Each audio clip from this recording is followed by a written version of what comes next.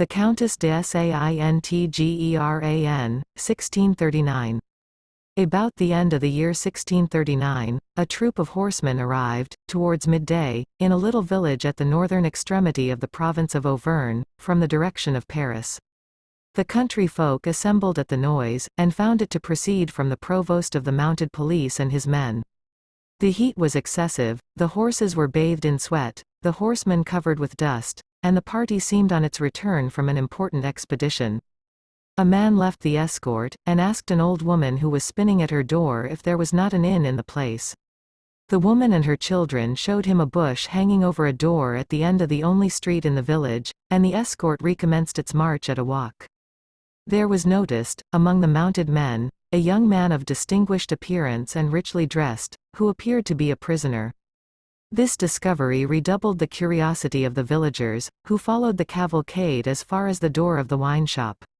The host came out, cap in hand, and the provost inquired of him with a swaggering air if his pothouse was large enough to accommodate his troop, men and horses. The host replied that he had the best wine in the country to give to the king's servants, and that it would be easy to collect in the neighborhood litter and forage enough for their horses. The provost listened contemptuously to these fine promises, gave the necessary orders as to what was to be done, and slid off his horse, uttering an oath proceeding from heat and fatigue. The horsemen clustered round the young man. One held his stirrup, and the provost deferentially gave way to him to enter the inn first. No more doubt could be entertained that he was a prisoner of importance, and all kinds of conjectures were made. The men maintained that he must be charged with a great crime, otherwise a young nobleman of his rank would never have been arrested. The women argued, on the contrary, that it was impossible for such a pretty youth not to be innocent. Inside the inn all was bustle. The serving lads ran from cellar to garret. The host swore and dispatched his servant girls to the neighbors, and the hostess scolded her daughter, flattening her nose against the panes of a downstairs window to admire the handsome youth. There were 2 tables in the principal eating room. The provost took possession of one, leaving the other to the soldiers, who went in turn to tether their horses under a shed in the backyard. Then he pointed to a stool for the prisoner, and seated himself opposite to him, rapping the table with his thick cane. "Oof!" he cried, with a fresh groan of weariness, "I heartily beg your pardon, Marquis, for the bad wine I am giving you." The young man smiled gaily.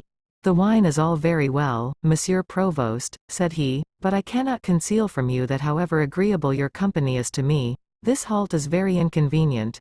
I am in a hurry to get through my ridiculous situation, and I should have liked to arrive in time to stop this affair at once."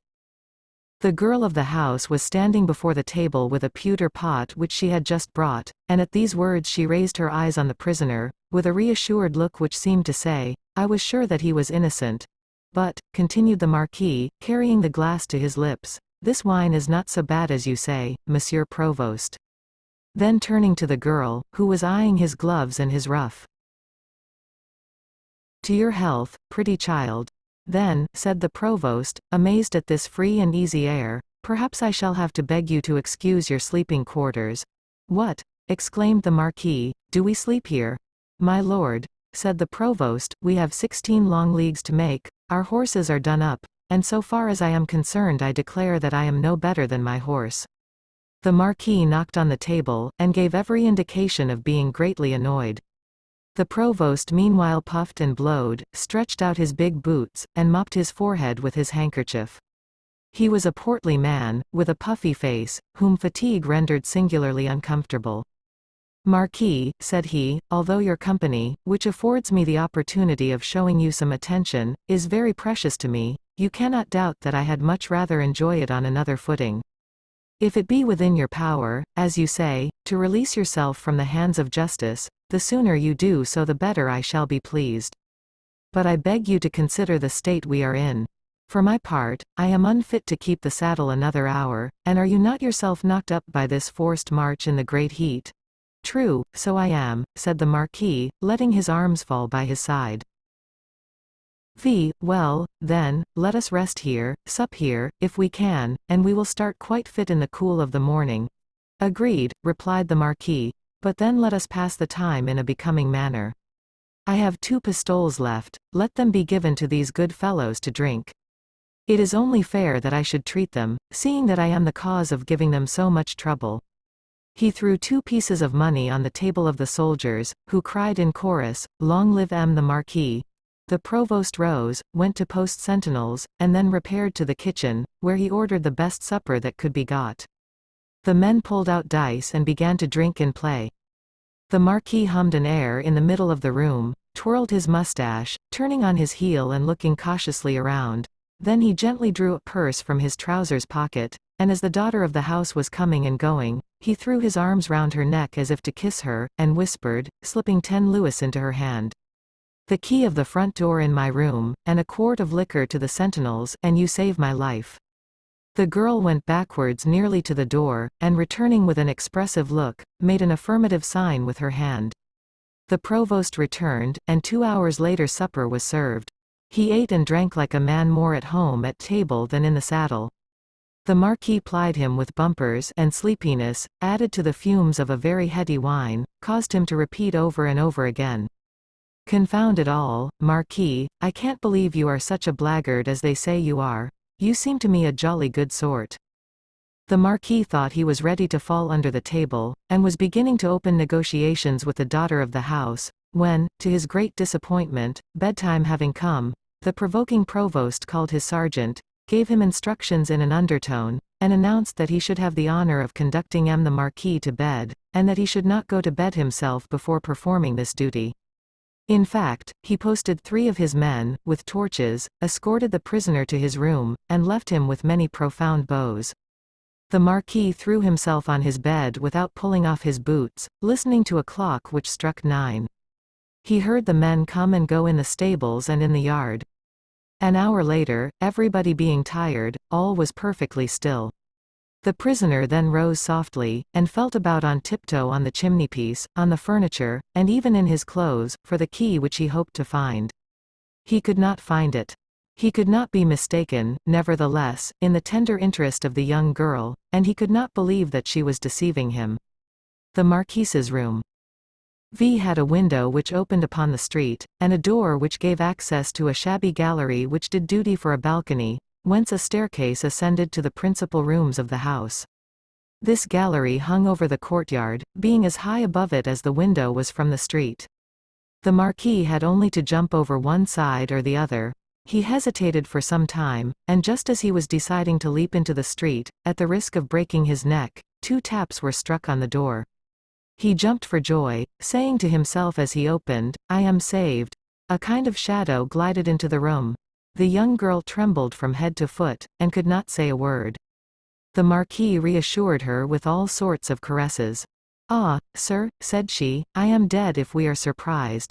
"Yes," said the Marquis, "but your fortune is made if you get me out of here.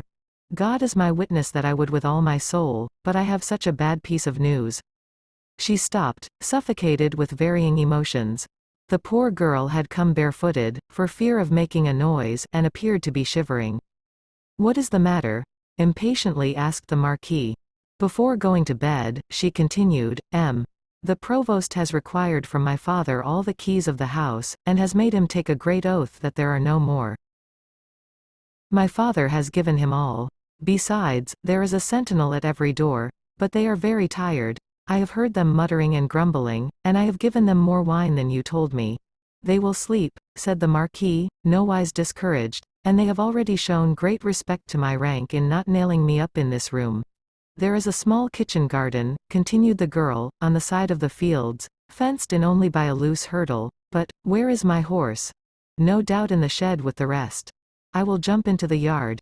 You will be killed. So much the better. Ah, Monsieur Marquis, what have you done?" said the young girl with grief. "Some foolish things, nothing worth mentioning, but my head and my honor are at stake. Let us lose no time. I have made up my mind." "Stay," replied the girl, grasping his arm. "At the left-hand corner of the yard there is a large heap of straw, the gallery hangs just over it. Bravo. I shall make less noise, and do myself less mischief." He made a step towards the door. The girl, hardly knowing what she was doing, tried to detain him, but he got loose from her and opened it. The moon was shining brightly into the yard. He heard no sound. He proceeded to the end of the wooden rail, and Ix perceived the dung-heap, which rose to a good height. The girl made the sign of the cross. The Marquis listened once again, heard nothing, and mounted the rail. He was about to jump down, when by wonderful luck he heard murmurings from a deep voice. This proceeded from one of two horsemen, who were recommencing their conversation and passing between them a pint of wine. The Marquis crept back to his door, holding his breath. The girl was awaiting him on the threshold. "I told you it was not yet time," said she. "Have you never a knife," said the Marquis, "to cut those rascals' throats with?" "Wait, I entreat you, 1 hour only," murmured the young girl. "In an hour they will all be asleep." The girl's voice was so sweet, the arms which she stretched towards him were full of such gentle entreaty, that the Marquis waited, and at the end of an hour it was the young girl's turn to tell him to start. The Marquis for the last time pressed with his mouth those lips but lately so innocent, then he half opened the door, and heard nothing this time but dogs barking far away in an otherwise silent country. He leaned over the balustrade, and saw, very plainly, a soldier lying prone on the straw. "If they were to awake," murmured the young girl in accents of anguish. "They will not take me alive, be assured," said the Marquis. "Adieu, then," replied she, sobbing, "may heaven preserve you." He bestrode the balustrade, spread himself out upon it, and fell heavily on the dung-heap. The young girl saw him run to the shed, hastily detach a horse, pass behind the stable wall, spur his horse in both flanks, tear across the kitchen garden, drive his horse against the hurdle, knock it down, clear it, and reach the highroad across the fields. The poor girl remained at the end of the gallery, fixing her eyes on the sleeping sentry, and ready to disappear at the slightest movement. The noise made by spurs on the pavement and by the horse at the end of the courtyard had half awakened him. He rose, and suspecting some surprise, ran to the shed.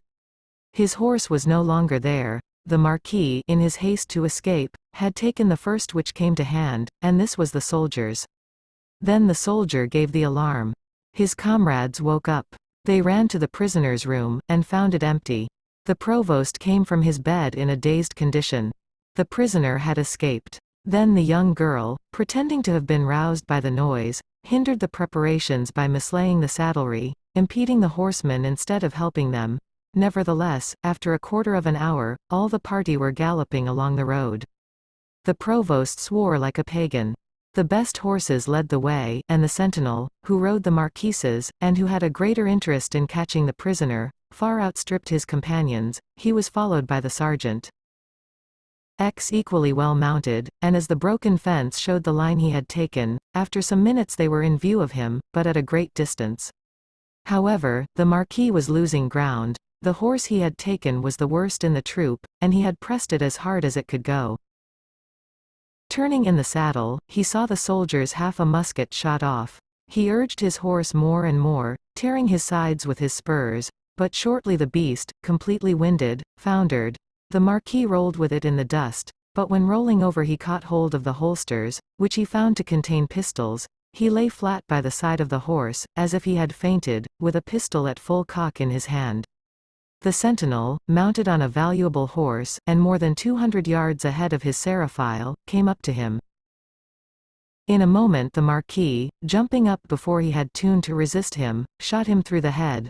The horseman fell. The Marquis jumped up in his place without even setting foot in the stirrup, started off at a gallop, and went away like the wind, leaving 50 yards behind him the non-commissioned officer, dumbfounded with what had just passed before his eyes.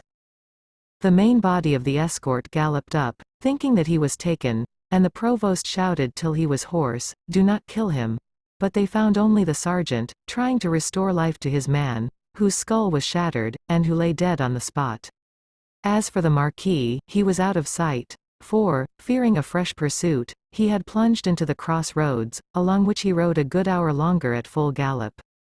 When he felt pretty sure of having shaken the police off his track, and that their bad horses could not overtake him, he determined to slacken to recruit his horse. He was walking him along a hollow lane, when he saw a peasant approaching. He asked him the road to the Bourbonnais, and flung him a crown. The man took the crown and pointed out the road, but he seemed hardly to know what he was saying, and stared at the Marquis in a strange manner. The Marquis shouted to him to get out of the way, But the peasant remained planted on the roadside without stirring an inch. The Marquis advanced with threatening looks, and asked how he dared to stare at him like that. "The reason is," said the peasant, "that you have," and he pointed to his shoulder and his ruff. The Marquis glanced at his dress, and saw that his coat was dabbled in blood, which, added to the disorder of his clothes and the dust with which he was covered, gave him a most suspicious aspect. "I know," said he. "I and my servant have been separated in a scuffle with some drunken Germans. It's only a tipsy spree, and whether I have got scratched, or whether in collaring one of these fellows I have drawn some of his blood, it all arises from the row. I don't think I am hurt a bit." So saying, he pretended to feel all over his body. "She, all the same," he continued, "I should not be sorry to have a wash, besides. I am dying with thirst and heat, and my horse is in no better case. Do you know where I can rest and refresh myself?" The peasant offered to guide him to his own house, only a few yards off. His wife and children, who were working, respectfully stood aside, and went to collect what was wanted: wine, water, fruit, and a large piece of black bread. The Marquis sponged his coat, drank a glass of wine, and called the people of the house, whom he questioned in an indifferent manner. He once more informed himself of the different roads leading into the Bourbonnais province, where he was going to visit a relative, of the villages, crossroads, distances, and finally he spoke of the country, the harvest, and asked what news there was. The peasant replied, with regard to this, that it was surprising to hear of disturbances on the highway at this moment, when it was patrolled by detachments of mounted police, who had just made an important capture. "Who is that?" asked the Marquis. "Oh," said the peasant, "a nobleman who has done a lot of mischief in the country." "What? A nobleman in the hands of justice?" "Just so, and he stands a good chance of losing his head." "Do they say what he has done?" "Shocking things. Horrid things. Everything he shouldn't do. All the province is exasperated with him." "Do you know him?" "No, but we all have his description." As this news was not encouraging, the Marquis, after a few more questions, saw to his horse, patted him, threw some more money to the peasant, and disappeared in the direction pointed out. The provost proceeded half a league farther along the road, but coming to the conclusion that pursuit was useless, he sent one of his men to headquarters, to warn all the points of exit from the province, and himself returned with his troop to the place whence he had started in the morning. The Marquis had relatives in the neighborhood, and it was quite possible that he might seek shelter with some of them. All the village ran to meet the horsemen, who were obliged to confess that they had been duped by the handsome prisoner. Different views were expressed on the event, which gave rise to much talking. The provost entered the inn, banging his fist on the furniture, and blaming everybody for the misfortune which had happened to him. The daughter of the house, at first a prey to the most grievous anxiety, had great difficulty in concealing her joy. The provost spread his papers over the table, as if to nurse his ill temper. "The biggest rascal in the world," he cried, "I ought to have suspected him." "She, what a handsome man he was," said the hostess. "A consummate rascal. Do you know who he is?" "He is the Marquis de Saint-Mexent." "The Marquis de Saint-Mexent," all cried with horror. "Yes, the very man," replied the provost. "The Marquis de Saint-Mexent, accused, and indeed convicted, of coining and magic. Ah! Convicted of incest. Oh my God! Convicted of having strangled his wife to marry another, whose husband he had first stabbed.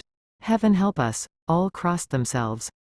"Yes, good people," continued the furious provost, "this is the nice boy who has just escaped the king's justice." The host's daughter left the room, for she felt she was going to faint. "But," said the host, "is there no hope of catching him again?" "Not the slightest, if he has taken the road to the Bourbonnais. For I believe there are in that province noblemen belonging to his family who will not allow him to be rearrested." The fugitive was, indeed, no other than the Marquis de Saint-Mexent, accused of all the enormous crimes detailed by the provost, who by his audacious flight opened for himself an active part in the strange story which it remains to relate. It came to pass, a fortnight after these events, that a mounted gentleman rang at the wicket gate of the Château de Saint-Geran, at the gates of Moulins.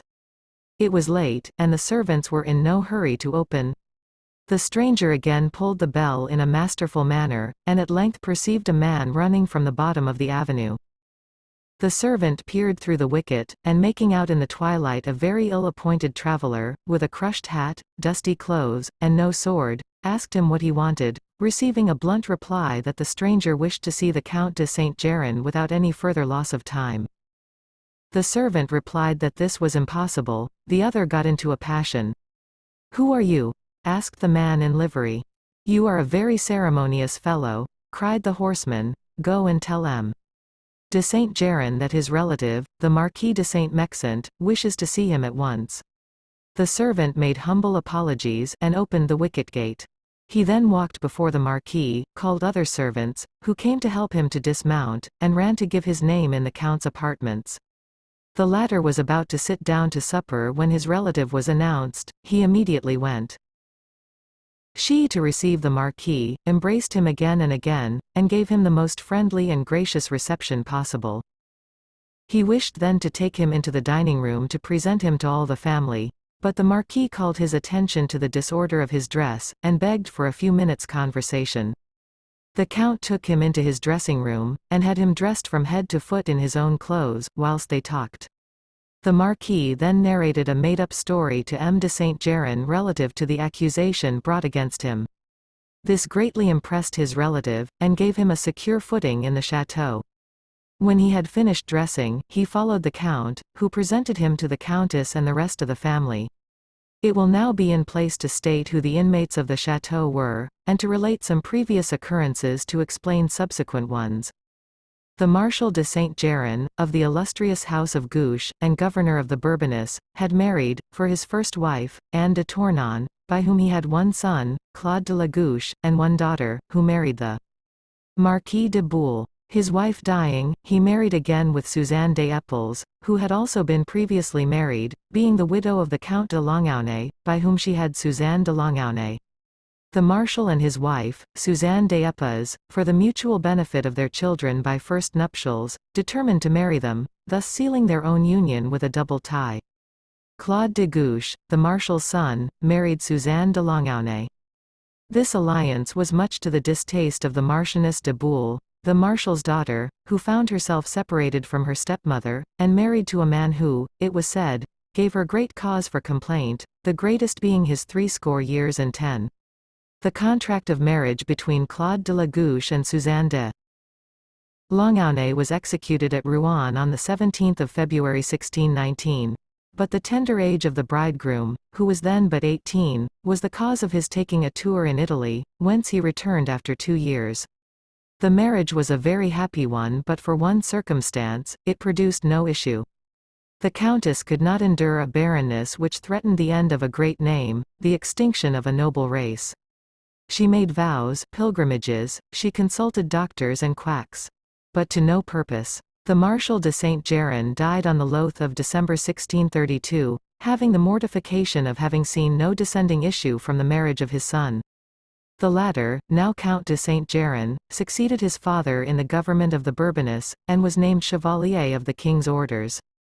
Meanwhile the Marchioness de Boule quarrelled with her old husband the Marquis, separated from him after a scandalous divorce, and came to live at the Xiv Chateau of Saint-Geran, quite at ease as to her brother's marriage, seeing that in default of heirs all his property would revert to her. Such was the state of affairs when the Marquis de Saint-Mexent arrived at the chateau. He was young, handsome, very cunning, and very successful with women. He even made a conquest of the Dowager Countess de Saint-Geran, who lived there with her children. He soon plainly saw that he might easily enter into the most intimate relations with the Marchioness de Boule. The Marquis de Saint-Mexent's own fortune was much impaired by his extravagance and by the exactions of the law, or rather, in plain words, he had lost it all. The Marchioness was heiress presumptive to the Count. He calculated that she would soon lose her own husband. In any case, the life of a septuagenarian did not much trouble a man like the Marquis. He could then prevail upon the Marchioness to marry him, thus giving him the command of the finest fortune in the province. He set to work to pay his court to her, especially avoiding anything that could excite the slightest suspicion. It was, however, difficult to get on good terms with the Marchioness without showing outsiders what was going on. But the Marchioness, already prepossessed by the agreeable exterior of M. de Saint-Mexent, soon fell into his toils, and the unhappiness of her marriage, with the annoyances incidental to a scandalous case in the courts, left her powerless to resist his schemes. Nevertheless, they had but few opportunities of seeing one another alone. The Countess innocently took a part in all their conversations. The Count often came to take the Marquis out hunting. The days passed in family pursuits. M. de Saint-Geran had not so far had an opportunity of saying what a discreet woman ought to pretend not to hear. This intrigue, notwithstanding the Marquis's impatience, dragged terribly. The Countess, as has been stated, had for 20 years never ceased to hope that her prayers would procure for her the grace of bearing a son to her husband. Out of sheer weariness she had given herself up to all kinds of charlatans, who at that period were well received by people of rank. On one occasion she brought from Italy a sort of astrologer, who as nearly as possible poisoned her with a horrible nostrum, and was sent back to his own country in a hurry, thanking his stars for having escaped so cheaply. This procured Madame de Saint-Geran a severe reprimand from her confessor, and, as time went on, she gradually accustomed herself to the painful conclusion that she would die childless, and cast herself into the arms of religion. The Count, whose tenderness for her never failed, yet clung to the hope of an heir, and made his will with this in view. The Marchioness's hopes had become certainties, and M. de Saint-Geran, perfectly tranquil on this head, thought only of forwarding his suit with Madame de Boule, when, at the end of the month of November 1640, the Count de Saint-Geran was obliged to repair to Paris in great haste on pressing duty. The Countess, who could not bear to be separated from her husband, took the family advice as to accompanying him. The Marquis, delighted at an opportunity which left him almost alone in the chateau with Madame de Boule, painted the journey to Paris in the most attractive colors, and said all he could to decide her to go. The Marchioness, for her part, worked very quietly to the same end. It was more than was needed. It was settled that the Countess should go with M. de Saint-Geran. She soon made her preparations, and a few days later they set off on the journey together. The Marquis had no fears about declaring his passion. The conquest of Madame de Boule gave him no trouble. He affected the most violent love, and she responded in the same terms. All their time was spent in excursions and walks from which the servants were excluded. The lovers, always together, passed whole days in some retired part of the park, or shut up in their apartments. It was impossible for these circumstances not to cause gossip among an army of servants, against whom they had to keep incessantly on their guard, and this naturally happened. The Marchioness soon found herself obliged to make confidants of the sisters Quinet, her maids. She had no difficulty in gaining their support, for the girls were greatly attached to her. This was the first step of shame for Madame de Boule, and the first step of corruption for herself and her paramour, who soon found themselves entangled in the blackest of plots.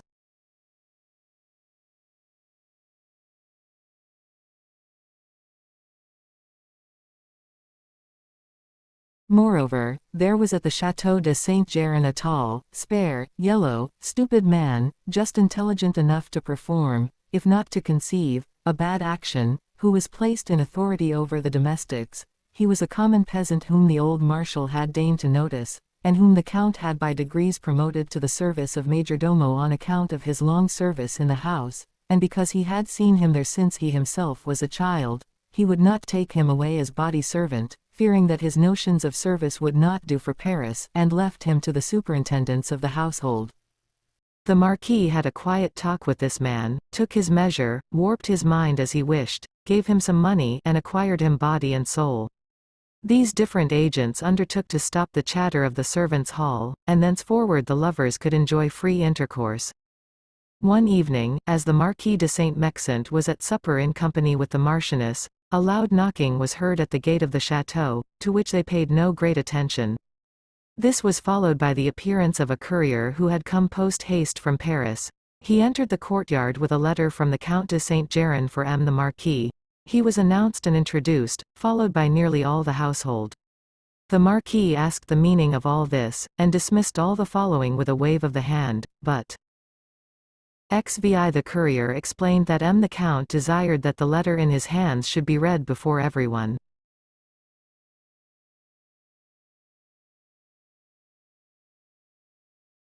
The Marquis opened it without replying, glanced over it, and read it out loud without the slightest alteration. The Count announced to his good relations and to all his household that the Countess had indicated positive symptoms of pregnancy, that hardly had she arrived in Paris when she suffered from fainting fits, nausea, retching, that she bore with joy these premonitory indications, which were no longer a matter of doubt to the physicians, nor to anyone, that for his part he was overwhelmed with joy at this event, which was the crowning stroke to all his wishes, that he desired the chateau to share his satisfaction by indulging in all kinds of gaieties, and that so far as other matters were concerned they could remain as they were till the return of himself and the Countess, which the letter would precede only a few days, as he was going to transport her in a litter for greater safety.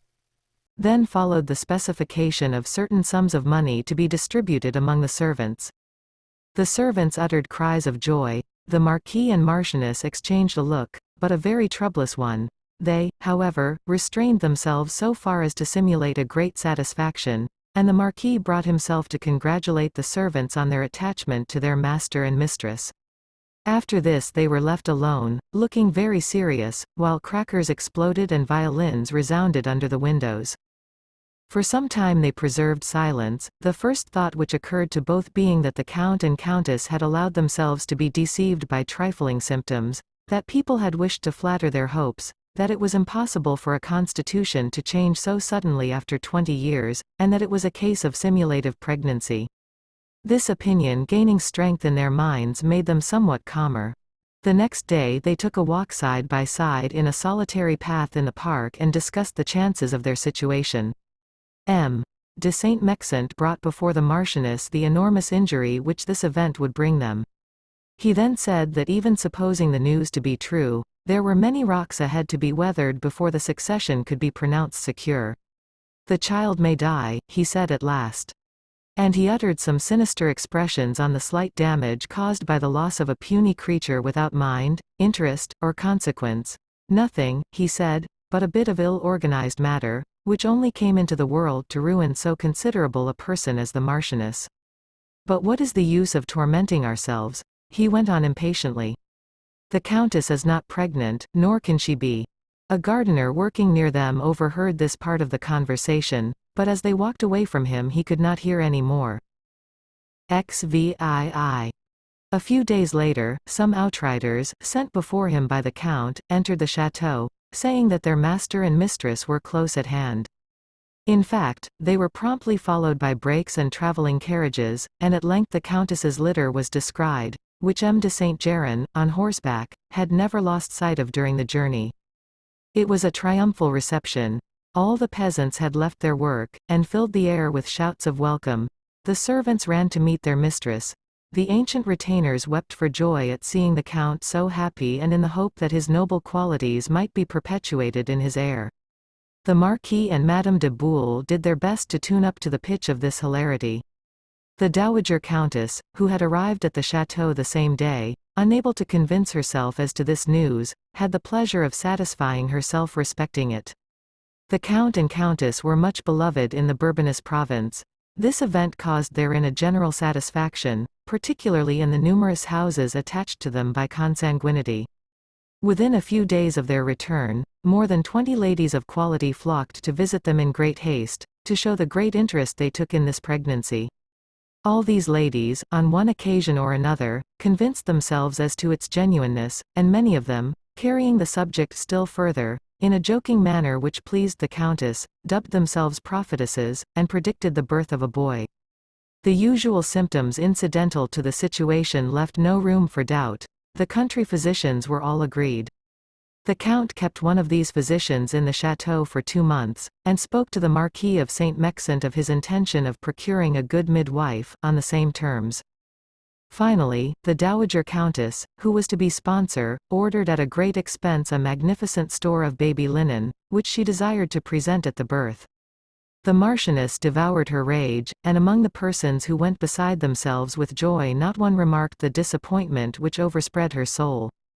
Every day she saw the Marquis, who did all he could to increase her regret, and incessantly stirred up her ill humor by repeating that the Count and Countess were triumphing over her misfortune, and insinuating that they were importing a supposititious child to disinherit her.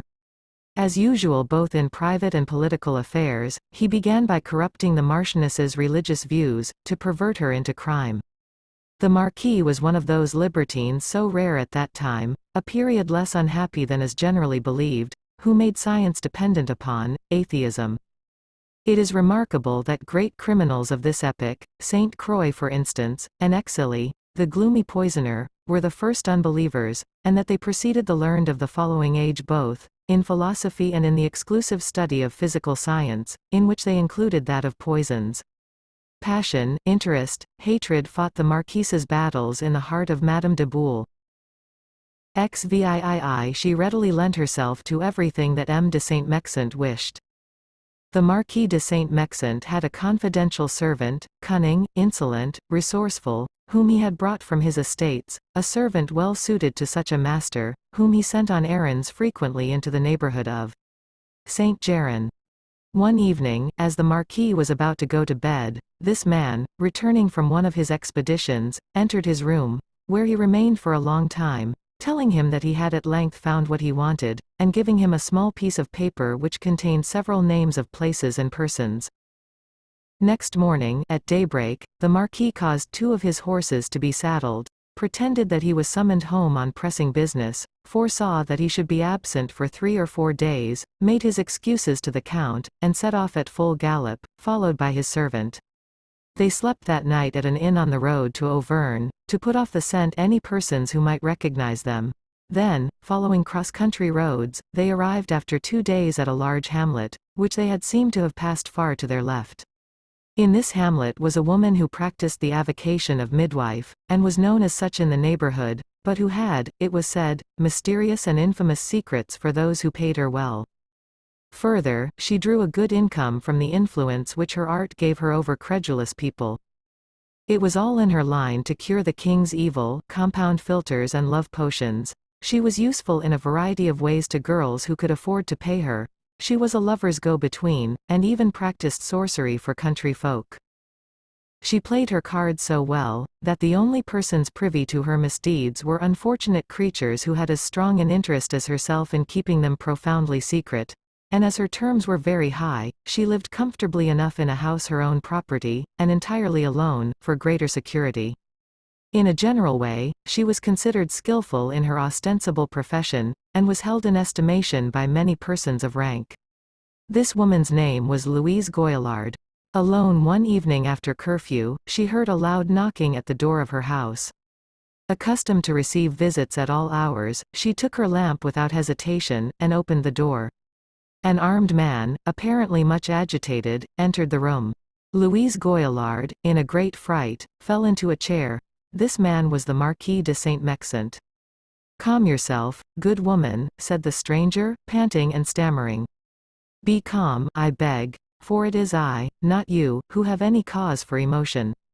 I am not a brigand, and far from your having anything to fear, it is I, on the contrary, who am come to beg for your assistance." X6. He threw his cloak into a corner, unbuckled his waistbelt, and laid aside his sword. Then falling into a chair, he said, "First of all, let me rest a little." The Marquis wore a traveling dress, but although he had not stated his name, Louise Goillard saw at a glance that he was a very different person from what she had thought, and that, on the contrary, he was some fine gentleman who had come on his love affairs. "I beg you to excuse," said she, "a fear which is insulting to you. You came in so hurriedly that I had not time to see whom I was talking to. My house is rather lonely, I am alone. Ill-disposed people might easily take advantage of these circumstances to plunder a poor woman who has little enough to lose. The times are so bad. You seem tired. Will you inhale some essence? Give me only a glass of water?" Louise Goillard went into the adjoining room, and returned with an ewer.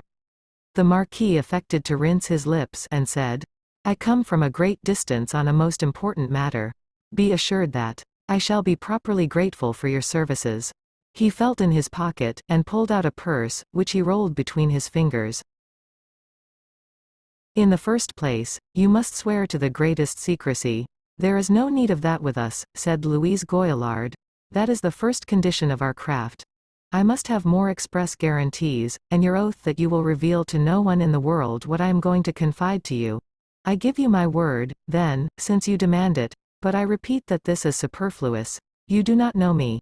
Consider that this is a most serious matter, that I am as it were placing my head in your hands, and that I would lose my life 1,000 times rather than see this mystery unraveled.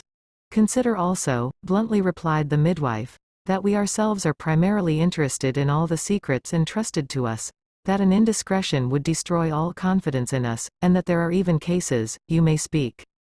When the Marquis had reassured her as to himself by this preface, he continued, I know that you are a very able woman. I could indeed wish to be one, to serve you. That you have pushed the study of your art to its utmost limits. I fear they have been flattering your humble servant, and that your studies have enabled you to predict the future. That is all nonsense. It is true, I have been told so. XX, you have been imposed upon. What is the use of denying it and refusing to do me a service? Louise Goillard defended herself long. She could not understand a man of this quality believing in fortune-telling, which she practiced only with low-class people and rich farmers, but the Marquis appeared so earnest that she knew not what to think. Listen, said he, it is no use dissembling with me, I know all. Be easy, we are playing a game in which you are laying 1 against 1,000. Moreover, here is something on account to compensate you for the trouble I am giving. He laid a pile of gold on the table. The matron weakly owned that she had sometimes attempted astrological combinations which were not always fortunate, and that she had been only induced to do so by the fascination of the phenomena of science. The secret of her guilty practices was drawn from her at the very outset of her defense. That being so, replied the Marquis, you must be already aware of the situation in which I find myself. You must know that, hurried away by a blind and ardent passion, I have betrayed the confidence of an old lady and violated the laws of hospitality by seducing her daughter in her own house. That matters have come to a crisis, and that this noble damsel, whom I love to distraction, being pregnant, is on the point of losing her life and honor by the discovery of her fault, which is mine.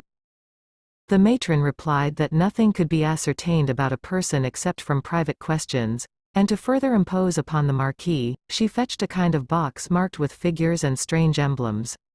Opening this, and putting together certain figures which it contained, she declared that what the Marquis had told her was true, and that his situation was a most melancholy one. She added, in order to frighten him, that he was threatened by still more serious misfortunes than those which had already overtaken him, but that it was easy to anticipate and obviate these mischances by new consultations. Madam, replied the Marquis, I fear only one thing in the world, the dishonor of the woman I love. Is there no method of remedying the usual embarrassment of a birth? I know of none, said the matron. The young lady has succeeded in concealing her condition. It would be easy for her confinement to take place privately. She has already risked her life, and I cannot consent to be mixed up in this affair, for fear of the consequences. Could not, for instance, said the Marquis, a confinement be effected without pain?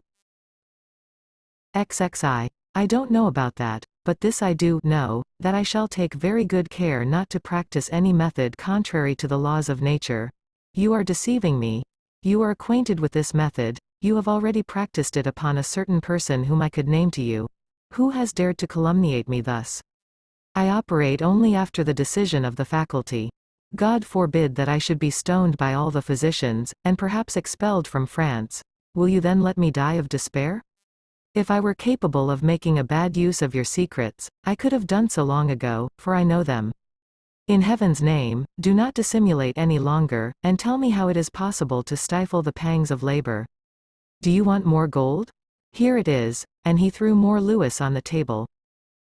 Stay, said the matron. There is perhaps a method which I think I have discovered, and which I have never employed, but I believe it efficacious. But if you have never employed it, it may be dangerous, and risk the life of the lady whom I love. When I say never, I mean that I have tried it once, and most successfully. Be at your ease. Ah, cried the Marquis, you have earned my everlasting gratitude. But, continued he, if we could anticipate the confinement itself, and remove from henceforth the symptoms of pregnancy? Oh, sir, that is a great crime you speak of. Alas, continued the Marquis, as if speaking to himself in a fit of intense grief. I had rather lose a dear child, the pledge of our love, than bring into the world an unhappy creature which might possibly cause its mother's death. I pray you, sir, let no more be said on the subject. It is a horrible crime even to think of such a thing. But what is to be done? Is it better to destroy 2 persons and perhaps kill a whole family with despair? Oh, madam, I entreat you, extricate us from this extremity. The Marquis buried his face in his hands, and sobbed as though he were weeping copiously. Your despair grievously affects me, said the matron, but consider that for a woman of my calling it is a capital offense. What are you talking about? Do not our mystery, our safety, and our credit come in first? They can never get at you till after the death and dishonor of all that is dear to me in the world. I might then, perhaps. But in this case you must insure me against legal complications, fines, and procure me a safe exit from the kingdom. XXII, ah, that is my affair. Take my whole fortune. Take my life. And he threw the whole purse on the table. In this case, and solely to extricate you from the extreme danger in which I see you placed, I consent to give you a decoction, and certain instructions, which will instantly relieve the lady from her burden. She must use the greatest precaution, and study to carry out exactly what I am about to tell you. My God! Only such desperate occasions as this one could induce me to hear. She took a flask from the bottom of a cupboard, and continued. Here is a liquor which never fails. Oh, madam, you save my honor, which is dearer to me than life. But this is not enough. Tell me what use I am to make of this liquor, and in what doses. I am to administer it. The patient, replied the midwife, must take 1 spoonful the first day. The second day too. The third, you will obey me to the minutest particular? I swear it. Let us start, then. She asked but for time to pack a little linen, put things in order, then fastened her doors, and left the house with the Marquis. A quarter of an hour later they were galloping through the night, without her knowing where the Marquis was taking her. The Marquis reappeared 3 days later at the chateau, finding the Count's family as he had left them, that is to say, intoxicated with hope, and counting the weeks, days, and hours before the accouchement of the Countess. He excused his hurried departure on the ground of the importance of the business which had summoned him away, and speaking of his journey at table, he related a story current in the country whence he came, of a surprising event which he had all but witnessed. It was the case of a lady of quality who suddenly found herself in the most dangerous pangs of labor. All the skill of the physicians who had been summoned proved futile. The lady was at the point of death. At last, in sheer despair, they summoned a midwife of great repute among the peasantry, but whose practice did not include the gentry. From the first treatment of this woman, who appeared modest and diffident to a degree, the pain ceased as if by enchantment. The patient fell into an indefinable calm languor, and after some hours was delivered of a beautiful infant. But after this was attacked by a violent fever which brought her to death's door. They then again had recourse to the doctors, notwithstanding the opposition of the master of the house, who had confidence in the matron. The doctor's treatment only made matters worse. In this extremity they again called in the midwife, and at the end of 3 weeks the lady was miraculously restored to life. Thus, added the Marquis, establishing the XXII reputation of the matron, who had sprung into such vogue in the town where she lived and the neighboring country that nothing else was talked about. This story made a great impression on the company, on account of the condition of the Countess. The dowager added that it was very wrong to ridicule these humble country experts, who often through observation and experience discovered secrets which proud doctors were unable to unravel with all their studies. Hereupon the Count cried out that this midwife must be sent for, as she was just the kind of woman they wanted. After this other matters were talked about, the Marquis changing the conversation. He had gained his point in quietly introducing the thin end of the wedge of his design. After dinner, the company walked on the terrace.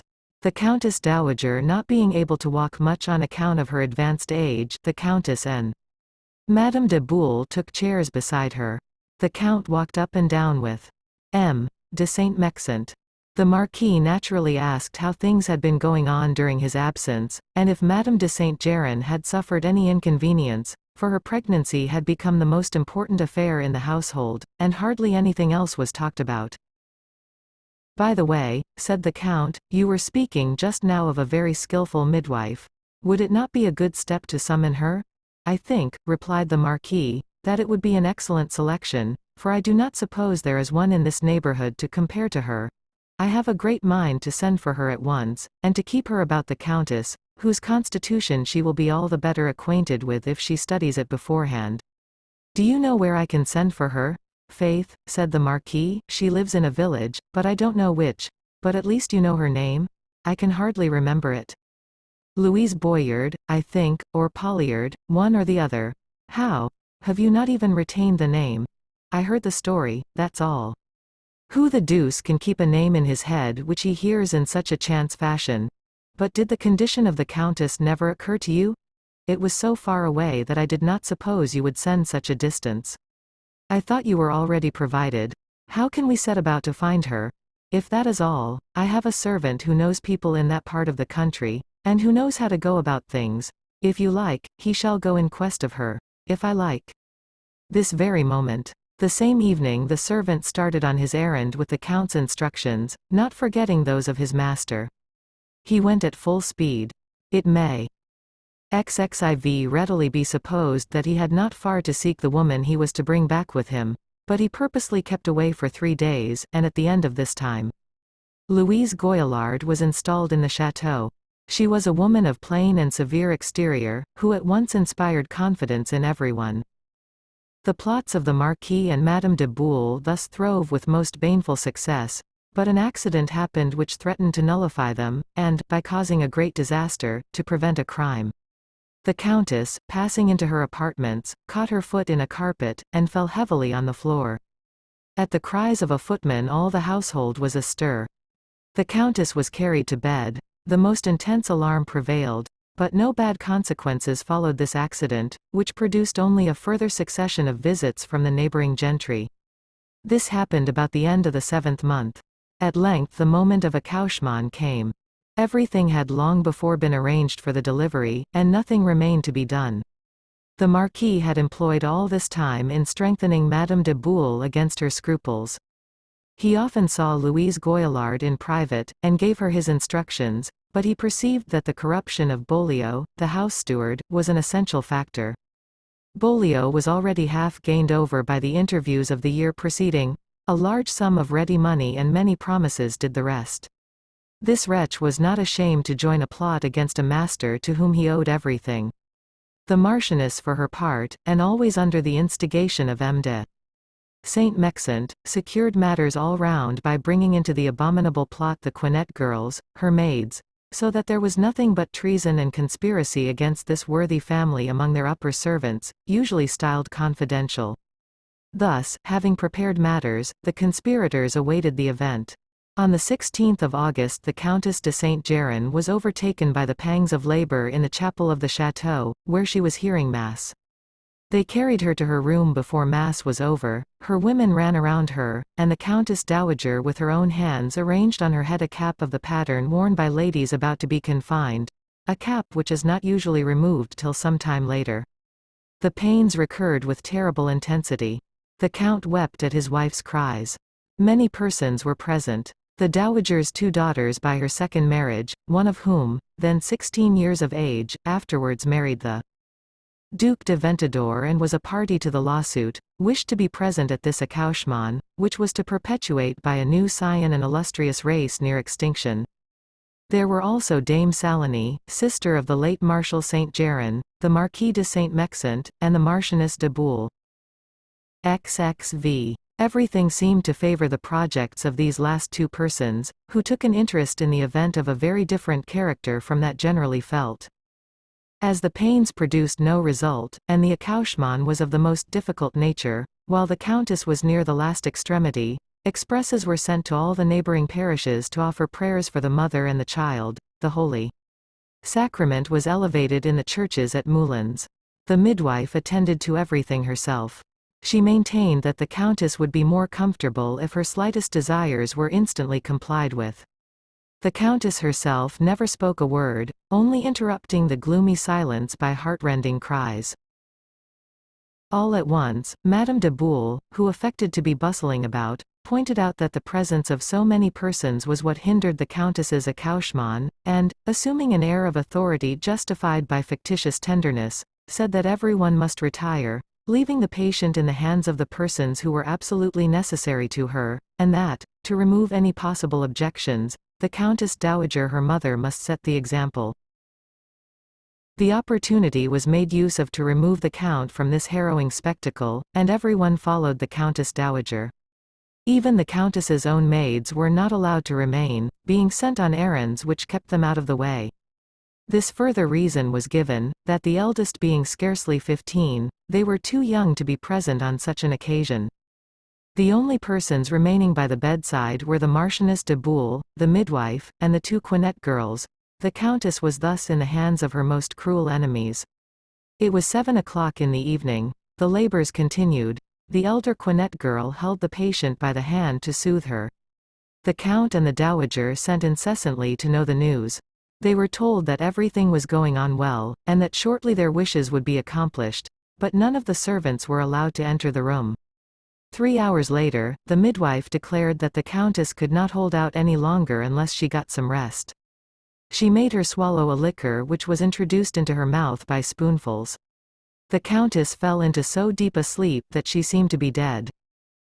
The younger Quinet girl thought for a moment that they had killed her, and wept in a corner of the room, till Madame de Boule reassured her. During this frightful night a shadowy figure prowled in the corridors, silently patrolled the rooms, and came now and then to the door of the bedroom, where he conferred in a low tone with the midwife and the Marchioness de Boule. This was the Marquis de Saint-Mexent, who gave his orders, encouraged his people, watched over every point of his plot, himself a prey to the agonies of nervousness which accompany the preparations for a great crime. XXVI. The Dowager Countess, owing to her great age, had been compelled to take some rest. The Count sat up, worn out with fatigue, in a downstairs room hard by that in which they were compassing the ruin of all most dear to him in the world. The Countess, in her profound lethargy, gave birth, without being aware of it, to a boy, who thus fell on his entry into the world into the hands of his enemies, his mother powerless to defend him by her cries and tears. The door was half opened, and a man who was waiting outside brought in. This was the Major Domo Bolio. The midwife, pretending to afford the first necessary cares to the child, had taken it into a corner. Bolio watched her movements, and springing upon her, pinioned her arms. The wretched woman dug her nails into the child's head. He snatched it from her, but the poor infant for long bore the marks of her claws. Possibly the Marchioness de Boule could not nerve herself to the commission of so great a crime, but it seems more probable that the steward prevented the destruction of the child under the orders of M. de Saint-Mexent. The theory is that the Marquis, mistrustful of the promise made him by Madame de Boule to marry him after the death of her husband, desired to keep the child to oblige her to keep her word, under threats of getting him acknowledged, if she proved faithless to him. No other adequate reason can be conjectured to determine a man of his character to take such great care of his victim.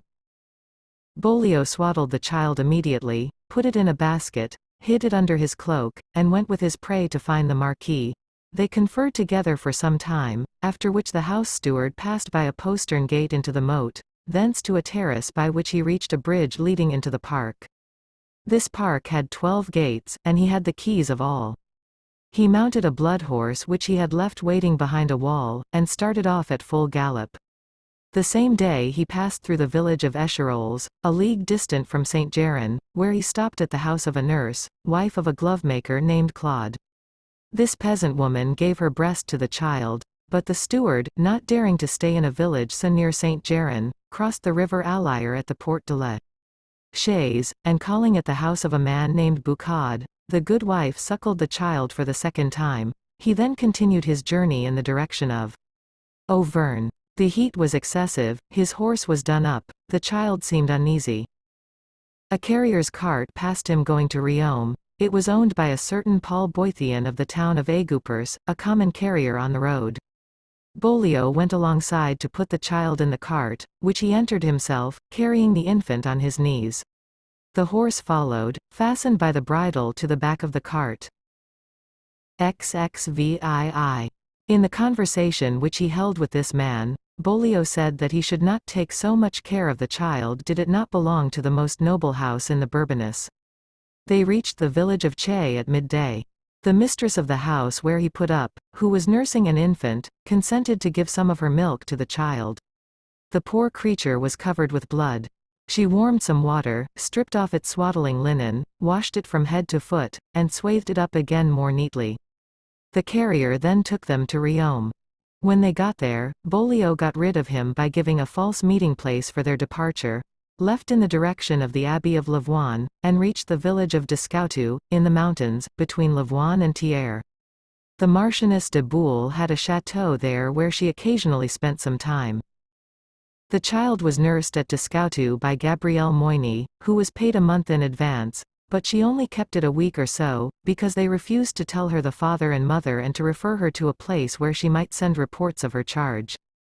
This woman having made these reasons public, no nurse could be found to take charge of the child, which was removed from the village of Descoutu. The persons who removed it took the highroad to Burgundy, crossing a densely wooded country, and here they lost their way. The above particulars were subsequently proved by the nurses, the carrier, and others who made legal depositions. They are stated at length here, as they proved very important in the great lawsuit.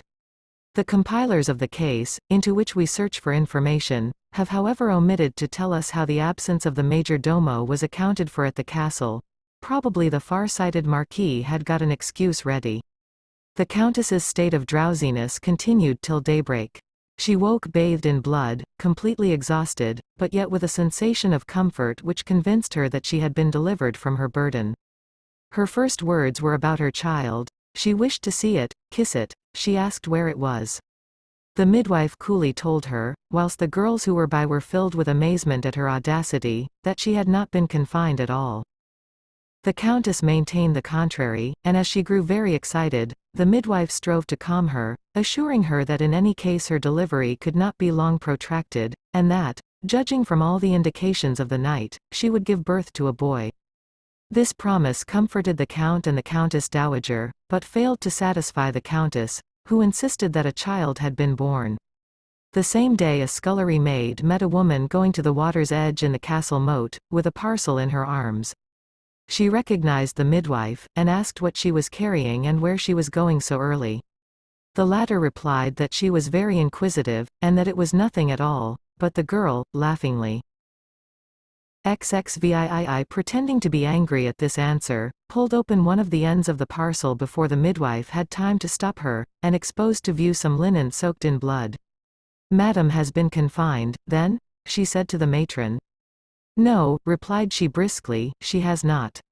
The girl was unconvinced, and said, "How do you mean that she has not, when Madame the Marchioness, who was there, says she has?" The matron in great confusion replied, "She must have a very long tongue, if she said so." The girl's evidence was later found most important.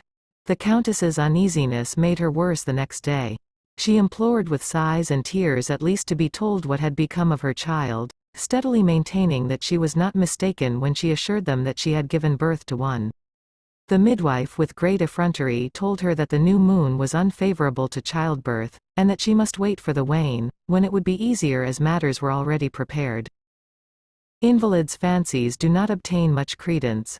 Still, the persistence of the countess would have convinced everyone in the long run, had not the dowager said that she remembered at the end of the 9th month of one of her own pregnancies she had all the premonitory symptoms of lying in, but they proved false, and in fact the accouchement took place 3 months later. This piece of news inspired great confidence. The Marquis and Madame de Boule did all in their power to confirm it, but the countess obstinately refused to listen to it, and her passionate transports of grief gave rise to the greatest anxiety. The midwife, who knew not how to gain time, and was losing all hope in face of the countess's persistence, was almost frightened out of her wits. She entered into medical details, and finally said that some violent exercise must be taken to induce labor. The countess, still unconvinced, refused to obey this order, but the count, the dowager, and all the family entreated her so earnestly that she gave way. They put her in a close carriage, and drove her a whole day over ploughed fields, by the roughest and hardest roads.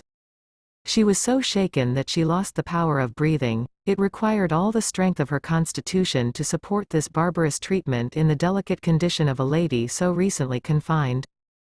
They put her to bed again after this cruel drive, and seeing that nobody took her view, she threw herself into the arms of Providence, and consoled herself by religion. The midwife administered violent remedies to deprive her of milk. She got over all these attempts to murder her, and slowly got better. Time, which heals the deepest affliction, gradually soothed that of the Countess. Her grief nevertheless burst out periodically on the slightest cause, but eventually it died out, till the following events rekindled it. XXIX. There had been in Paris a fencing master who used to boast that he had a brother in the service of a great house. This fencing master had married a certain Marie Pigoreau, daughter of an actor. He had recently died in poor circumstances, leaving her a widow with 2 children.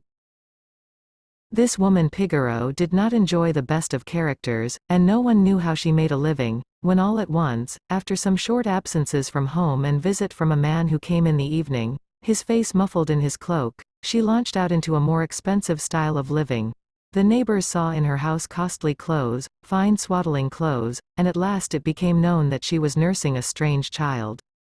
About the same time it also transpired that she had a deposit of 2,000 livres in the hands of a grocer in the quarter, named Raguenet. Some days later, as the child's baptism had doubtless been put off for fear of betraying his origin, Pigoreau had him christened at St. Jean en Greve. She did not invite any of the neighbors to the function, and gave parents names of her own choosing at the church. For godfather she selected the parish sexton, named Paul Marmiou, who gave the child the name of Bernard. La Pigoreau remained in a confessional during the ceremony, and gave the man 10 sous. The godmother was Jean Chevalier, a poor woman of the parish. The entry in the register was as follows.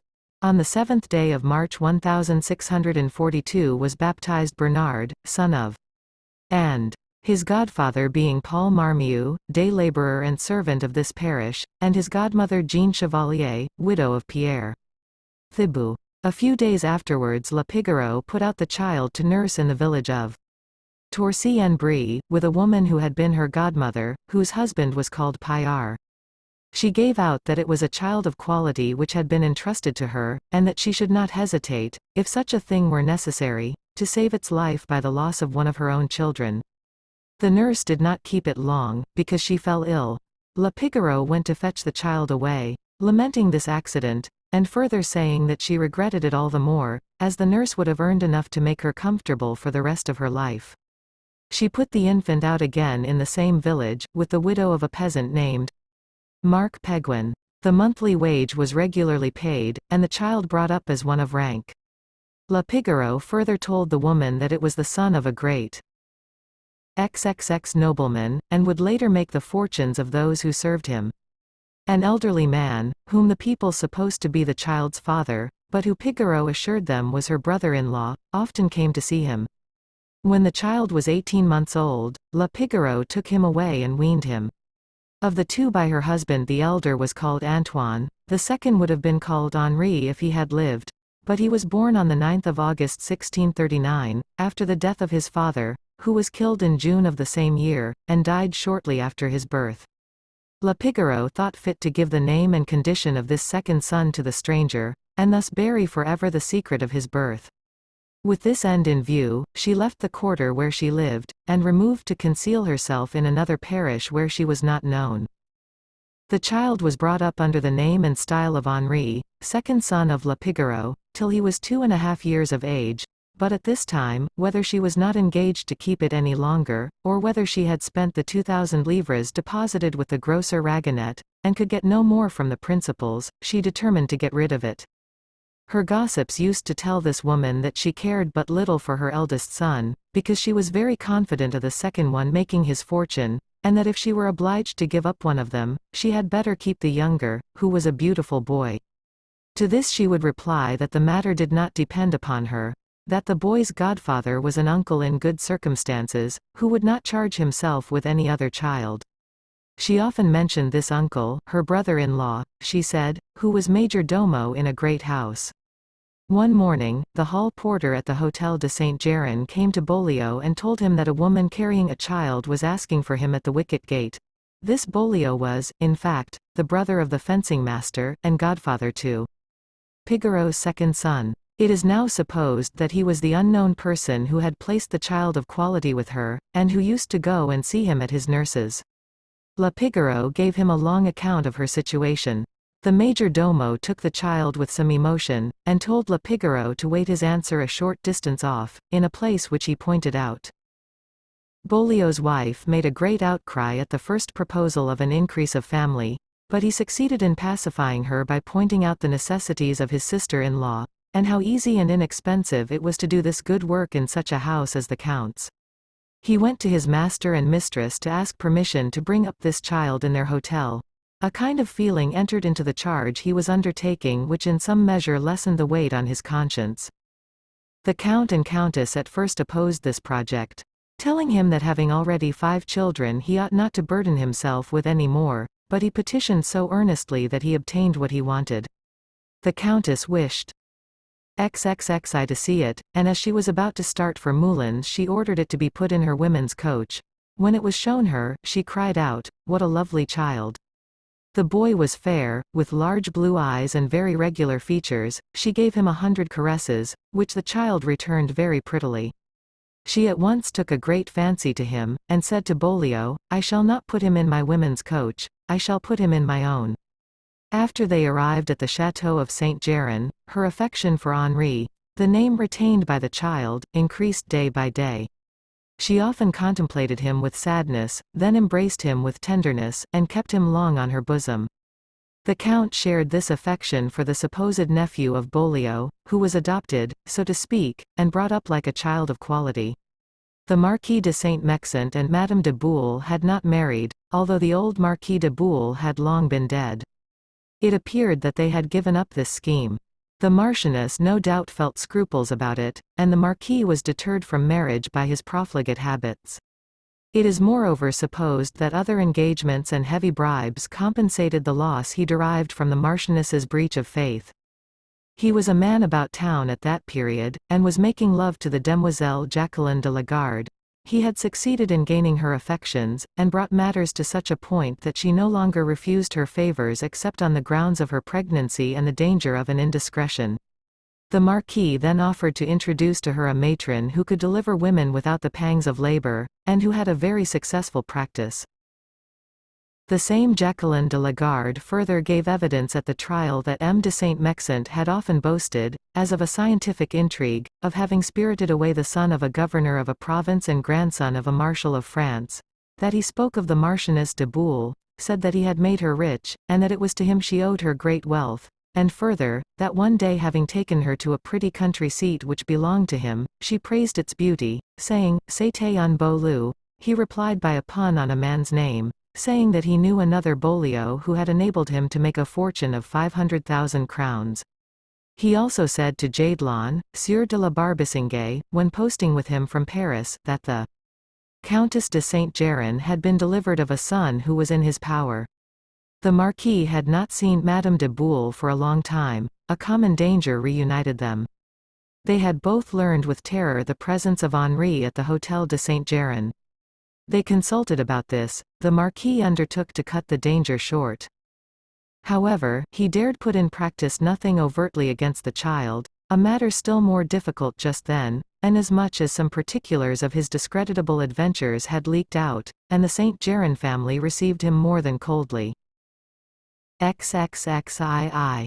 Beaulieu, who witnessed every day the tenderness of the Count and Countess for the boy Henri, had been 100 times on the point of giving himself up and confessing everything.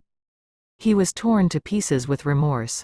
Remarks escaped him which he thought he might make without ulterior consequences. Seeing the lapse of time, but they were noted and commented on. Sometimes he would say that he held in his hand the life and honor of Madame the Marchioness de Boule, sometimes that the Count and Countess had more reasons than they knew of for loving Henri. One day he put a case of conscience to a confessor, thus, whether a man who had been concerned in the abduction of a child could not satisfy his conscience by restoring him to his father and mother without telling them who he was. What answer the confessor made is not known, but apparently it was not what the major domo wanted. He replied to a magistrate of Moulins, who congratulated him on having a nephew whom his masters overburdened with kind treatment, that they ought to love him, since he was nearly related to them. These remarks were noticed by others than those principally concerned. One day a wine merchant came to propose to Bollio the purchase of a pipe of Spanish wine, of which he gave him a sample bottle. In the evening he was taken violently ill. They carried him to bed, where he writhed, uttering horrible cries. One sole thought possessed him when his sufferings left him a lucid interval, and in his agony he repeated over and over again that he wished to implore pardon from the Count and Countess for a great injury which he had done them. The people round about him told him that was a trifle, and that he ought not to let it embitter his last moments, but he begged so piteously that he got them to promise that they should be sent for. The Count thought it was some trifling irregularity, some misappropriation in the house accounts, and fearing to hasten the death of the sufferer by the shame of the confession of a fault, he sent word that he heartily forgave him, that he might die tranquil, and refused to see him. Bollio expired, taking his secret with him. This happened in 1648. The child was then 7 years old. His charming manners grew with his age, and the Count and Countess felt their love for him increase. They caused him to be taught dancing and fencing, put him into breeches and hose, and a page's suit of their livery, in which capacity he served them. The Marquis turned his attack to this quarter. He was doubtless preparing some plot as criminal as the preceding, when justice overtook him for some other great crimes of which he had been guilty. He was arrested one day in the street when conversing with one of the Saint-Geran footmen, and taken to the conciergerie of the Palace of Justice. Whether owing to these occurrences, or to grounds for suspicion before XXXII mentioned, certain reports spread in the Bourbonnais embodying some of the real facts. Portions of them reached the ears of the Count and Countess, but they had only the effect of renewing their grief without furnishing a clue to the truth. Meanwhile, the Count went to take the waters at Vichy. The Countess and Madame de Boule followed him, and there they chanced to encounter Louise Goillard, the midwife. This woman renewed her acquaintance with the house, and in particular often visited the Marchioness de Boule. One day the Countess, unexpectedly entering the Marchioness's room, found them both conversing in an undertone. They stopped talking immediately, and appeared disconcerted. The Countess noticed this without attaching any importance to it, and asked the subject of their conversation. "Oh, nothing," said the Marchioness. "But what is it?" insisted the Countess, seeing that she blushed. The Marchioness, no longer able to evade the question, and feeling her difficulties increase, replied, "Dame Louise is praising my brother for bearing no ill will to her." "Why?" said the Countess, turning to the midwife. "Why should you fear any ill will on the part of my husband?" "I was afraid," said Louise Goillard awkwardly, "that he might have taken a dislike to me on account of all that happened when you expected to be confined." The obscurity of these words and embarrassment of the two women produced a lively effect upon the Countess, but she controlled herself and let the subject drop.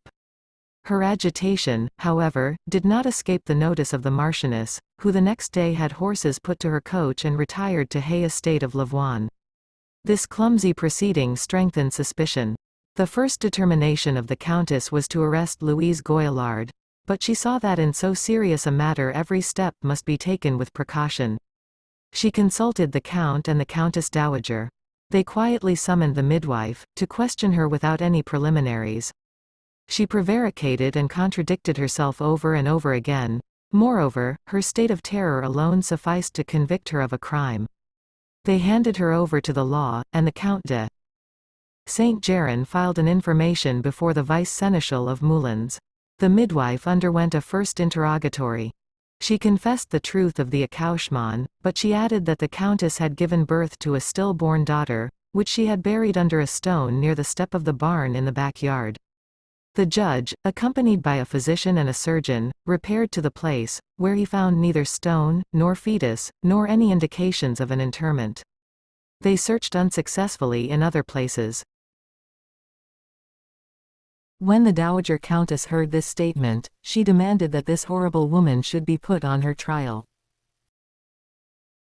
The civil lieutenant, in the absence XXXIV of the criminal lieutenant, commenced the proceedings. In a second interrogation, Louise Goyillard positively declared that the Countess had never been confined. In a third, that she had been delivered of a mole. In a fourth, that she had been confined of a male infant, which Bolio had carried away in a basket. And in a fifth, in which she answered from the dock, she maintained that her evidence of the Countess's accouchement had been extorted from her by violence. She made no charges against either Madame de Boule or the Marquis de Saint-Mexent. On the other hand, no sooner was she under lock and key than she dispatched her son Guillemot to the Marchioness to inform her that she was arrested. The Marchioness recognized how threatening things were, and was in a state of consternation. She immediately sent the Sieur de la Foresterie, her steward, to the Lieutenant General, her counsel, a mortal enemy of the Count, that he might advise her in this conjuncture, and suggest a means for helping the matron without appearing openly in the matter. The lieutenant's advice was to quash the proceedings and obtain an injunction against the continuance of the preliminaries to the action.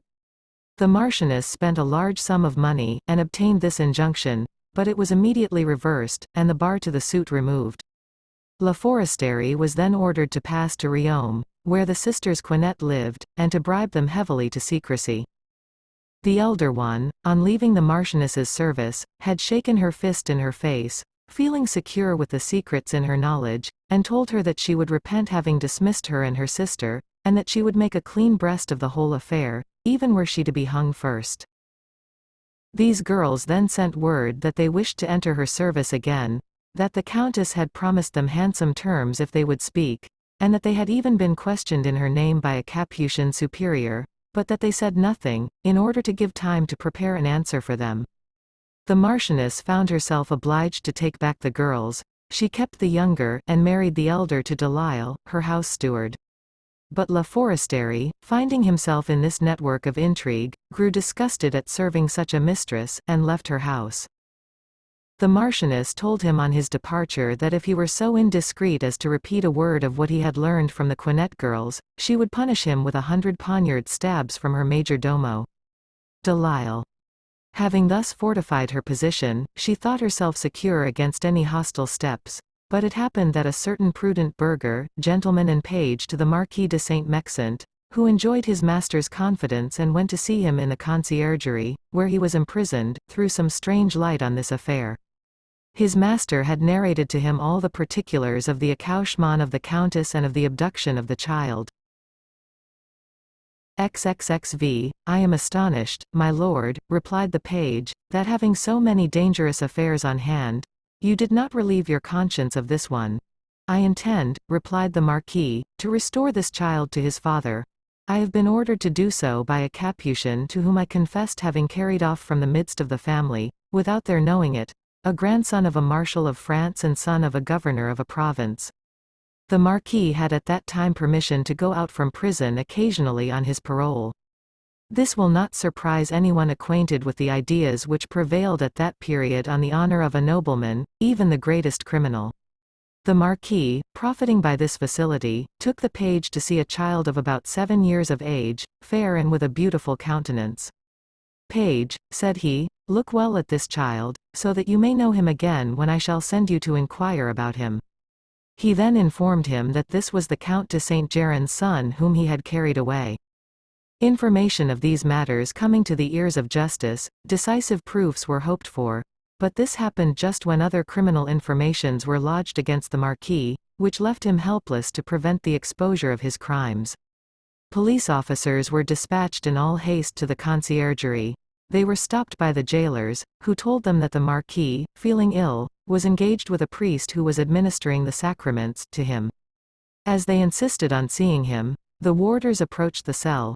The priest came out, crying that persons must be sought to whom the sick man had a secret to reveal, that he was in a desperate state, and said he had just poisoned himself. All entered the cell. M. de Saint-Mexent was writhing on a pallet, in a pitiable condition, sometimes shrieking like a wild beast, sometimes stammering disconnected words. All that the officers could hear was, Monsieur le Comte, call the Countess de Saint-Geran. Let them come. The officers earnestly begged him to try to be more explicit. The Marquis had another fit. When he opened his eyes, he said, "Send for the Countess. Let them forgive me. I wish to tell them everything." The police officers asked him to speak. One even told him that the Count was there.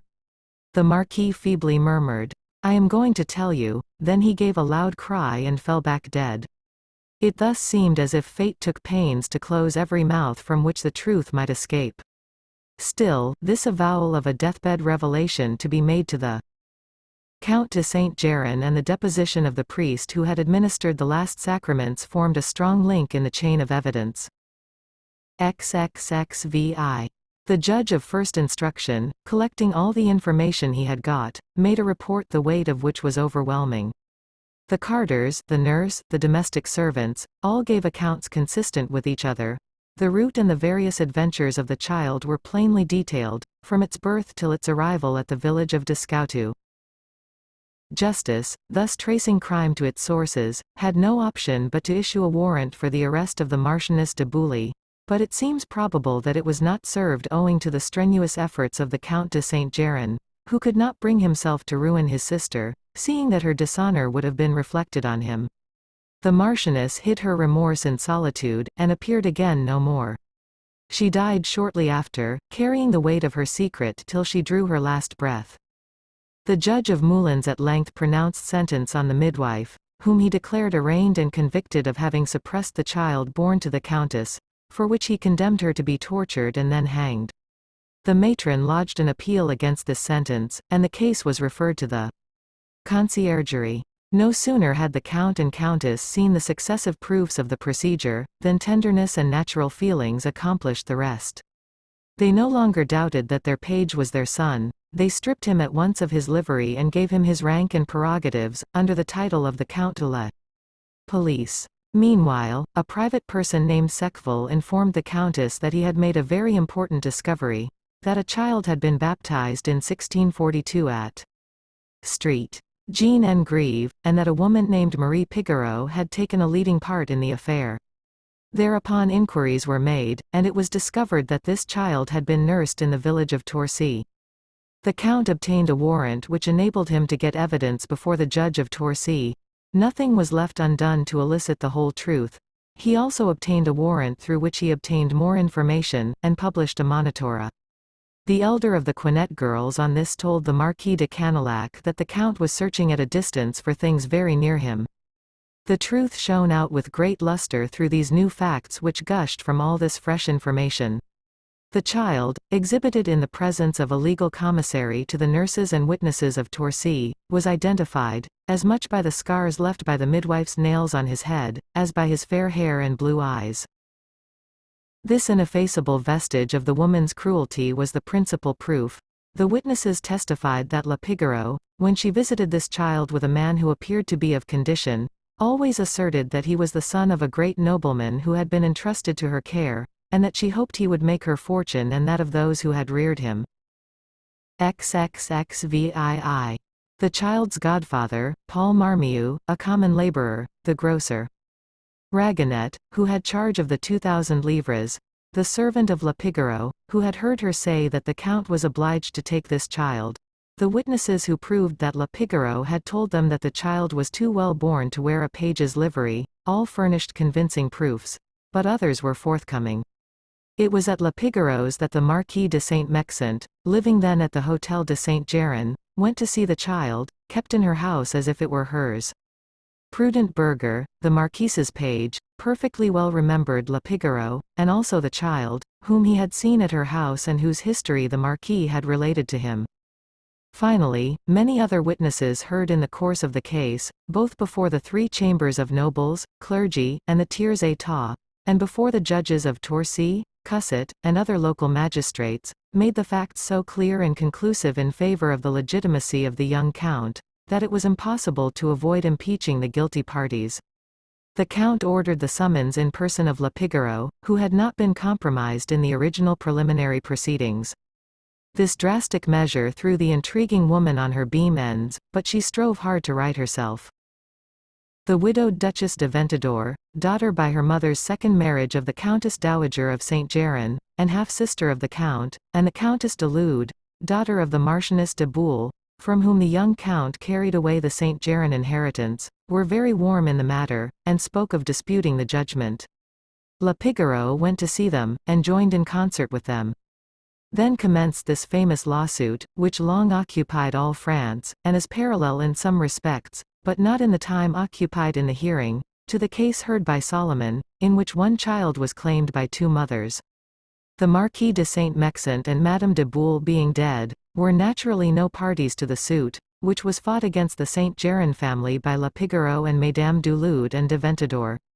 These ladies no doubt acted in good faith, at first at any rate, in refusing to believe the crime, for if they had originally known the truth it is incredible that they could have fought the case so long so obstinately. They first of all went to the aid of the midwife, who had fallen sick in prison. They then consulted together, and resolved as follows. That the accused should appeal against criminal proceedings. That La Pigoreau should lodge a civil petition against the judgments which ordered her arrest and the confronting of witnesses. That they should appeal against the abuse of obtaining and publishing monitores, and lodge an interpleader against the sentence of the judge of first XXXVII instruction, who had condemned the matron to capital punishment. And that finally, to carry the war into the enemy's camp, La Pigoreau should impugn the maternity of the countess, claiming the child as her own, and that the ladies should depose that the countess's accouchement was an imposture invented to cause it to be supposed that she had given birth to a child. For more safety and apparent absence of collusion, Mesdames du Lude and de Ventadour pretended to have no communication with La Pigoreau. About this time the midwife died in prison, from an illness which vexation and remorse had aggravated. After her death, her son Guillemot confessed that she had often told him that the countess had given birth to a son whom Beaulieu had carried off, and that the child entrusted to Beaulieu at the Château Saint-Geran was the same as the one recovered. The youth added that he had concealed this fact so long as it might injure his mother, and he further stated that the ladies de Ventadour and du Lude had helped her in prison with money and advice, another strong piece of presumptive evidence. The petitions of the accused and the interpleadings of Mesdames du Lude and de Ventadour were discussed in 7 hearings, before 3 courts convened. The suit proceeded with all the languor and chicanery of the period. After long and specious arguments, the Attorney General Beagnon gave his decision in favor of the Count and Countess of Saint-Geran, concluding thus. The court rejects the civil appeal of La Pigoreau, and all the opposition and appeals of the appellants and the defendants, condemns them to fine and in costs, and seeing that the charges against La Pigoreau were of a serious nature, and that a personal summons had been decreed against her, orders her committal, recommending her to the indulgence of the court. By a judgment given in a sitting at the Tournelle by M. de Mesmes, on the 18th of August 1657, the appellant ladies and the defendant's opposition was rejected with fine and costs. La Pigoreau was forbidden to leave the city and suburbs of Paris under penalty of summary conviction. The judgment in the case followed the rejection of the appeal. This reverse at first extinguished the litigation of Mesdames du Lude and de Ventadour, but it soon revived more briskly than ever. These ladies, who had taken La Pigoreau in their coach to all the hearings, prompted her, in order to procrastinate, to file a fresh petition, in which she demanded the confrontment of all the witnesses to the pregnancy and the confinement. On hearing this petition, the court gave on the 28th of August 1658 a decree ordering the confrontment, but on condition that for 3 days previously La Pigoreau should deliver herself a prisoner in the conciergerie. This judgment, the consequences of which greatly alarmed La Pigoreau, produced such an effect upon her that, after having weighed the interest she had XXXIX in the suit, which she would lose by flight, against the danger to her life if she ventured her person into the hands of justice, she abandoned her false plea of maternity, and took refuge abroad. This last circumstance was a heavy blow to Mesdames du Lude and de Ventadour, but they were not at the end of their resources and their obstinacy. Contempt of court being decreed against La Pigoreau, and the case being got up against the other defendants, the Count de Saint-Geran left for the Bourbonnais, to put in execution the order to confront the witnesses. Scarcely had he arrived in the province when he was obliged to interrupt his work to receive the king and the queen mother, who were returning from Lyons and passing through Moulins. He presented the Count de la Police to their Majesties as his son, they received him as such. But during the visit of the king and queen the Count de Saint-Geran fell ill, over-fatigued, no doubt, by the trouble he had taken to give them a suitable reception, over and above the worry of his own affairs. During his illness, which only lasted a week, he made in his will a new acknowledgment of his son, naming his executors M. de Barrière, intendant of the province, and the Sieur Vialet, treasurer of France, desiring them to bring the lawsuit to an end. His last words were for his wife and child, his only regret that he had not been able to terminate this affair. He died on the 31st of January 1659. The maternal tenderness of the Countess did not need stimulating by the injunctions of her husband, and she took up the suit with energy. The ladies de Ventadour and du Lude obtained by default letters of administration as heiresses without liability, which were granted out of the Châtelet. At the same time they appealed against the judgment of the Lieutenant General of the Bourbonnais, giving the tutelage of the young Count to the Countess his mother, and his guardianship to Sieur de Bampre. The Countess, on her side, interpleaded an appeal against the granting of letters of administration without liability, and did all in her power to bring back the case to the Tournelle. The other ladies carried their appeal to the High Court, pleading that they were not parties to the lawsuit in the Tournelle. It would serve no purpose to follow the obscure labyrinth of legal procedure of that period, and to recite all the marches and countermarches which legal subtlety suggested to the litigants.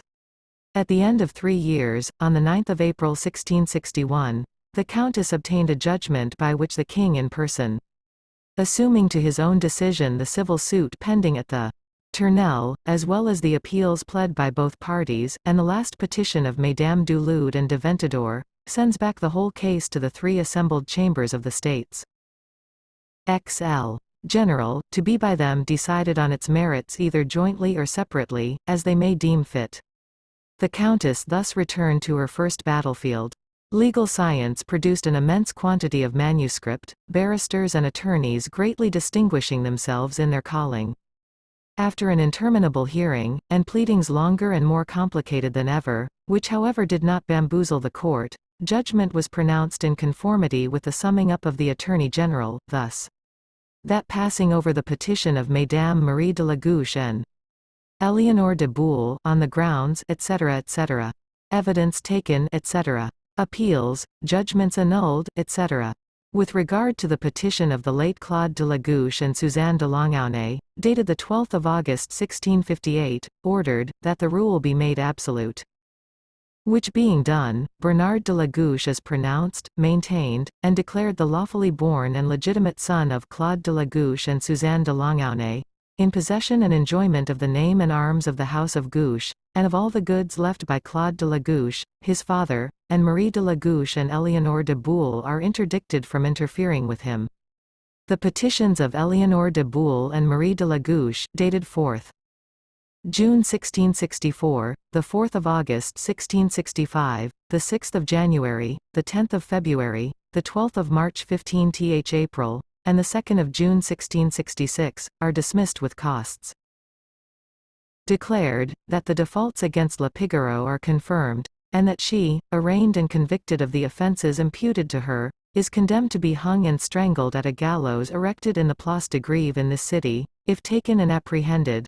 Otherwise, in effigy at a gallows erected in the Place de Grève aforesaid, that all her property subject to confiscation is seized and confiscated from whomsoever may be in possession of it, on which property and other not subject to confiscation, is levied a fine of 800 Paris livres, to be paid to the king, and applied to the maintenance of prisoners in the conciergerie of the Palace of Justice, and to the costs. Possibly a more obstinate legal contest was never waged, on both sides, but especially by those who lost it. The Countess, who played the part of the true mother in the Bible, had the case so much to heart that she often told the judges, when pleading her cause, that if her son were not recognized as such, she would marry him, and convey all her property to him.